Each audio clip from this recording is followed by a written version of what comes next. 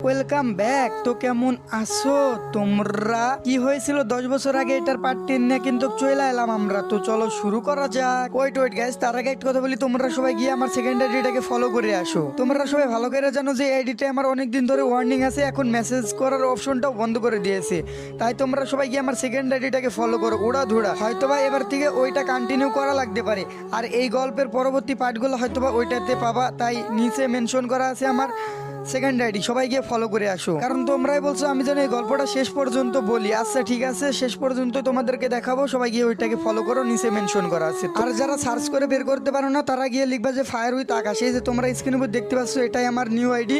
সবাই গিয়ে ওটা তোরা ফলো করো। এটাতেই হয়তো আমি কন্টিনিউ করব। তো চলো শুরু করা যাক। ঠিক তারপরে ওরু আম্মু আবার ওরুকে ফোন দেয়। রুমের ভিতরে নেটওয়ার্ক প্রবলেমের কারণে ওরু রুমের বাইরে যায় তার আম্মুর সাথে কথা বলার জন্য। ওরু বলল কেমন আছো মা? ওরু আম্মু বলল হ্যাঁ ভালো আছি, তোরা কেমন আছিস দুইজনে? হ্যাঁ মা, আমরা দুজনেই ভালো আছি, কিন্তু হাসানের এখানে অনেক বড় সমস্যা, সবাই হাসানকে মারতে চায়। আচ্ছা দুজনে দেখে শুনে ভালো করে থাকবি। মা, পরে কথা হবে, এখন রাখি। যখনই ফোনটা কেটে ওরু সামনের দিকে আসতে যাবে, তখনই শুনতে পেলো যে শোনো, বাবাকে যেভাবে হত্যা করেছি কালকে রাতে হাসানকেও ঠিক সেভাবেই হত্যা করেছি। একটু পরে ওর বউয়ের মুখে শুনতে পাবা চিৎকারের আওয়াজ। আর এইসব করার একটি মাত্র কারণ, সব সম্পত্তি আমার চাই, কারোকে দিতে পারবো না ভাগ আমি। আর তোমার মায়ের কি হবে পরে? আরে কি হবে আবার, মাকে পরে বের করে দিব বাড়ি থেকে। আর এইসব কথাগুলো ওরু জ্বালানোর ফাঁক দিয়ে সবকিছু ভিডিও করে রাখে। ভিডিওতে ওরু দেখতে পায় আকাশ ও আকাশের বউ এইসব কথা বলতেছে।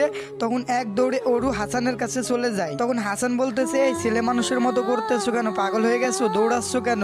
তখন ওরু বলে উঠে এই দেখো ভিডিওটা। হাসান তখন বলল কি ভিডিওতে কি আছে, কি দেখাইতে চাচ্ছ?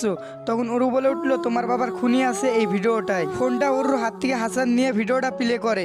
এই সব শোনার পরে হাসান অনেক বেশি রেগে যায় আর আকাশকে মারতে যাবে এমন প্রস্তুতি নেয় হাসান। তখন হাসানকে ওরু বলে উঠলো এই হাসান দাঁড়াও, রাগের মাথায় কিছু করতে যেও না, উল্টা পাল্টা। ওরা জানে তুমি মারা গেছো। হাসান তখন বলল তাহলে কি করব বলো শুনি। ওরু তখন হাসানকে বলে তুমি এখন পুলিশকে ফোন দাও আর আসতে বলো। পুলিশ প্রায় 4 ঘন্টা পরে চলে আসে। পুলিশ এসে হাসানকে খুঁজতে থাকে সব দিকে। তখন আকাশ বলে ওঠে কি ব্যাপার, এই বাসায় পুলিশ কেন? কি ব্যাপার, আপনারা এখানে আসছেন কেন? তখন পুলিশ বলল এখানে কি হাসান থাকে?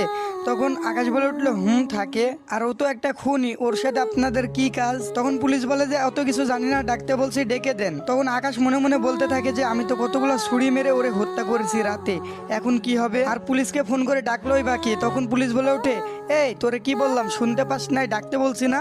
তখন আকাশ বলল স্যার ডাকতেছি। যখনই আকাশ হাসান বলে ডাকতে যাবে, ঠিক তখনই হাসান আর ওরু